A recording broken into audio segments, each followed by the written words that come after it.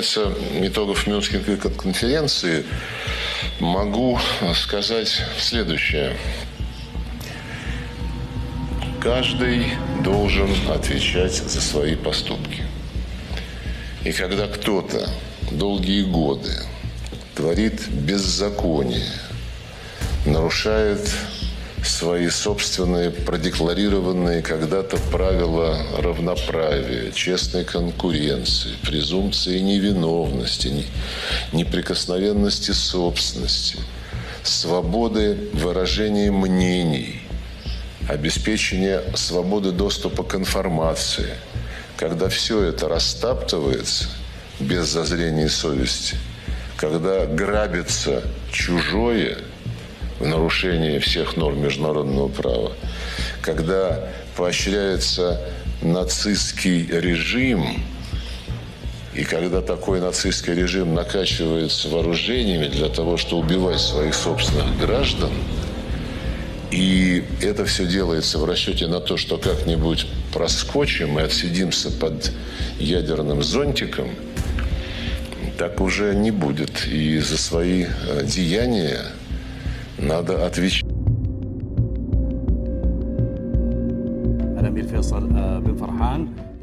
The beginning of the negotiation process between Moscow and Washington does not stop offensive operations of the Russian army on the front lines, reports Russian media.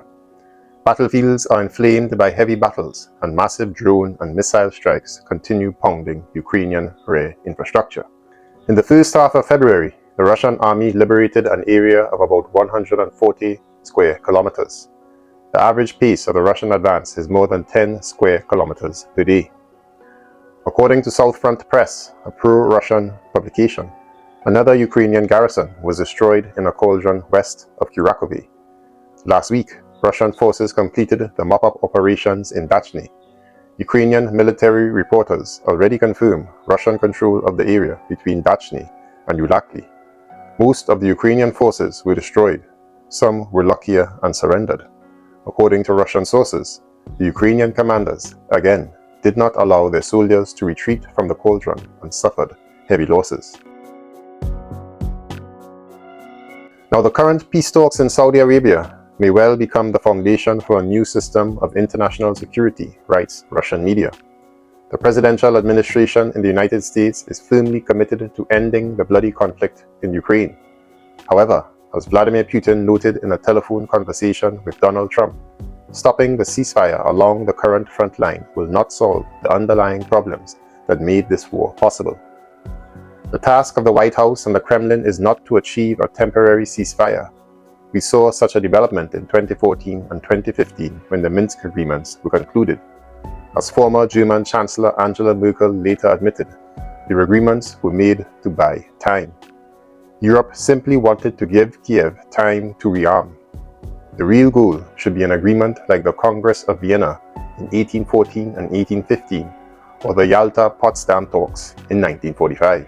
Vienna was able to secure a century of peace for Europe, with few exceptions. In Yalta and Potsdam, they secured the continent from military threat for 80 years.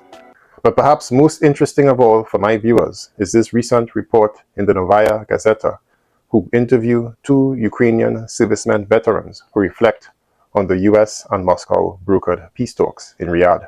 These interviews were conducted while the US and Russian officials were preparing for the first face-to-face meeting since the 2022 conflict began in Riyadh today. And here is a snippet from the AFU serviceman with a call sign sniper who has been fighting since 2015. In quotations, "My fellow soldiers and I feel that Ukraine is losing the war. Many now think that a bad peace would be better than a good war. The new recruits coming to the army are from the scrap heap and don't have the necessary courage or motivation. They are not ready to wage real war. The more mature, experienced fighters are utterly exhausted by the carnage that has been going on for years now. We've all buried so many of our comrades in arms. I lost 3 great guys in the Kursk region alone. The fact that however many Chechens or Koreans have died fighting for the other side doesn't make it any better." Close quotations. And then, quite worryingly for Ukraine and Europe, the Rheinmetall CEO Armin Papperger said that European and Ukrainian weapons warehouses are empty due to insufficient supplies on the continent, stressing that this poses serious security problems. He said this in an interview with the Financial Times as reported by RBC Ukrainian media. So today's video will focus on the monumental peace talks currently occurring in Saudi Arabia between Russian and American officials without the presence of their Ukrainian and European counterparts. It will also discuss what is happening on the front during these landmark negotiations, most notably from the eyes of two veteran Ukrainian servicemen as interviewed in the Novaya Gazeta. Lastly, I will briefly surmise the interview with the Rheinmetall CEO and Financial Times on the current situation with the stockpiles in Europe. So let's get into it.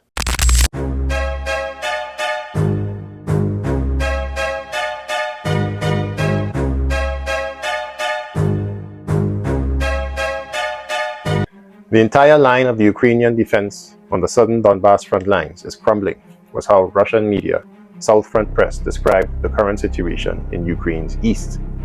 As a result of the recent breakthrough west of Kurakhove, Russian forces have gained a foothold in Ulakly. Assault groups also attacked the southern outskirts of Constantinople, where battles are already ongoing in the central and southeastern parts. After a short tactical pause and regrouping, Russian troops resumed attacks from the recently captured Velika Novoselka. To the north, battles are already ongoing in Novocherevatovo, to the west in Novosilka itself. On the northern Donbas front lines, another Ukrainian pocket of resistance was destroyed near Verechna, the Kupiansk direction. Ukrainian reserves are being ground down in the Kursk region. The Russian military does not launch large-scale attacks, but continues its steady advance. Another victory is reported in Ulakly on the northwestern flank. However, this is disputed by Ukrainian sources. In total, South Front Press writes that Ukrainian losses have long exceeded the number of acting troops. The deaths of at least 680,000 Ukrainian soldiers have been confirmed by independent monitoring sources, while the acting army has only less than 430,000 fighters left in service. On the night of February 17th, Russian forces launched another massive wave of strikes across Ukraine. Explosions thundered in Kiev.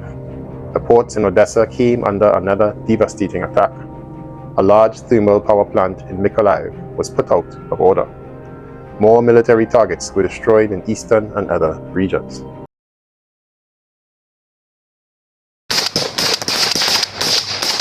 The AFU serviceman with the call sign Sniper opened his interview with a chilling quote about President Trump. "We never expected anything good would come from this president. He's a huckster who only cares about money." So all the guys are waiting for a ceasefire, he said. It looks pretty obvious that there'll be no good outcome to this war for us now. Russia, he said, has huge resources, both in terms of manpower and money, and no matter how much aid our Western allies give us, it cannot compete, he lamented. "It's going to be a real struggle for us without American aid. My battalion is armed with Soviet and Czech weapons and wears Spanish uniforms. But even so, it will be very difficult to survive on European supplies alone.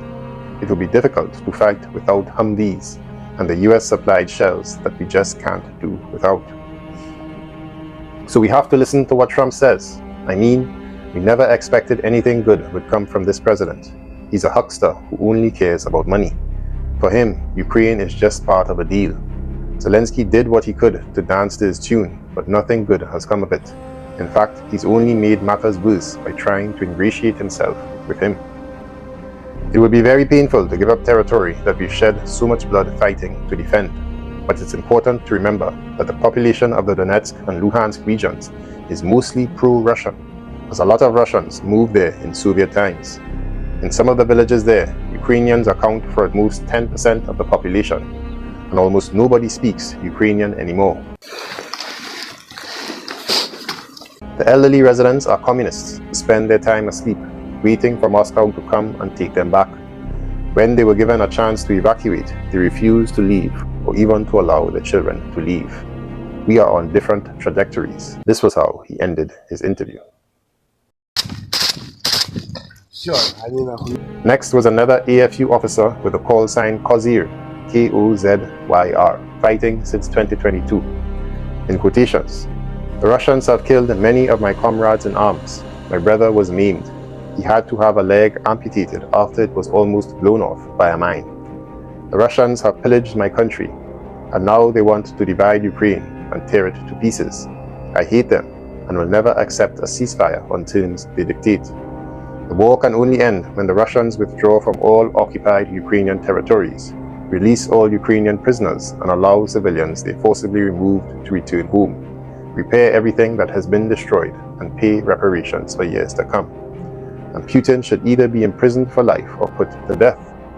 Anything less would amount to a betrayal of Ukraine and all our comrades who died in this war. A betrayal of the tens of thousands of civilians that he claims was killed by Putin. Trump is a narcissistic villain who will do anything to be in the spotlight. He has no idea what's actually going on here. He quotes some crazy death toll, suddenly expects Ukraine to hand over $500 billion worth of natural resources to the US, and even talks of Ukraine becoming part of Russia, which is total nonsense. The hatred that he claims Ukrainians feel towards Russians will last for generations. This is opposite of what the US authorities told us would happen. Can one idiot simply decide to ignore the promises made by his predecessors? Ukraine is able to continue its resistance without help from the US. Yes, it will be very difficult, but we will keep fighting. Remember how, at the very beginning of the full-scale invasion, when the Russians attacked on multiple fronts at once and enjoyed air superiority, he asks. We fought back, stopped them from capturing major cities, and drove them out of the Kiev region. And the only Western weapons we had at the time were Javelin surface-to-air missiles. Europe will help us now, and they're scared of Putin too. The EU has long been making us promises, but they've now sprung into action and are providing us with assistance. And I think they may well give us even more weapons if Trump threatens to cut off military support.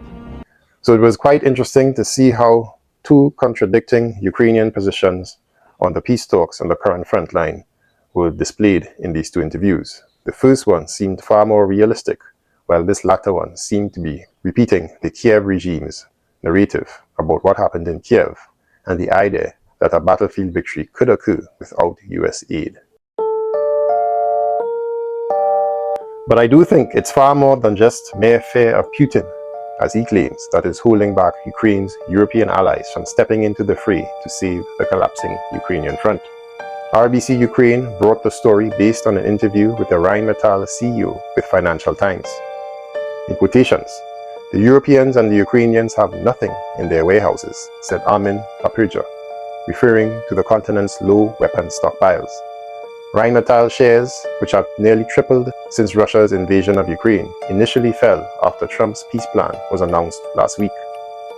But shares of European defense companies, including Rheinmetall, have risen since then as investors believe governments in the region will be forced to sharply increase military spending in response to growing concerns about a possible US retreat from its decade-long role as a continent's security guarantor.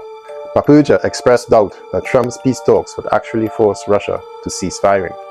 He said his company would benefit even from a ceasefire because Europe would continue to invest in weapons in the face of the threat of Russian aggression. Even if the war in Ukraine stops, if we think we have a very peaceful future, I think that's wrong, he said. Now lastly, some of you might wonder why Saudi Arabia was chosen as the place for these monumental peace talks between Moscow and Washington. As reported, countries such as China and the United Arab Emirates, in particular, offered to provide a venue for the meeting between Trump and Putin.